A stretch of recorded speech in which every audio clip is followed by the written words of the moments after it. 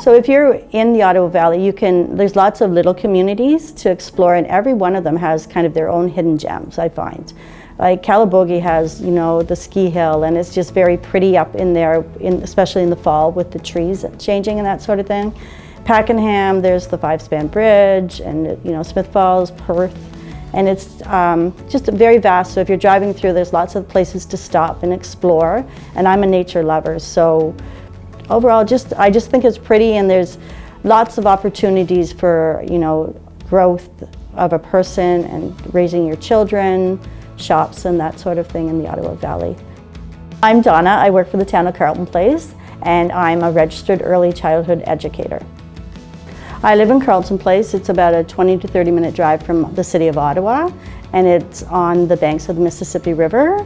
Our community has lots of opportunities for exploring. Like, we have nature trails, and the Trans-Canada runs through our town, so that allows access to pretty much anything in town. Yeah, and you can walk anywhere, like anywhere you want to go.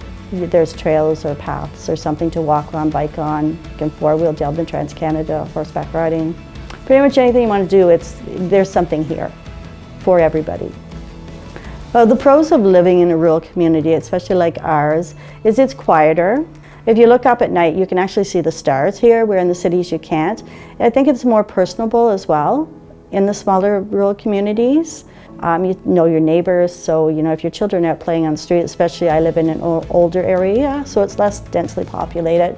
In our community, and probably in most rural communities, lineups for services are generally shorter than they are in the city, so it's more accessible. We're lucky here in Carleton Place because we also have the specialist doctors come directly to our hospitals, so we don't have to travel to the city for that. But then on the other hand, we're a short distance to the city if we do have to go in. For people who actually have to commute for work, sometimes in the winter, that travel can be a little hazardous depending on road conditions and that sort of thing.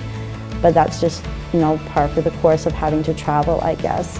Another con of living in the rural community like ours is, although we have all the walking trails, and generally it's quite accessible, in the winter, people with mobility issues or parents with strollers, young children, seniors, it's a little more difficult to get around, so it might be nice if we had some form of bus service.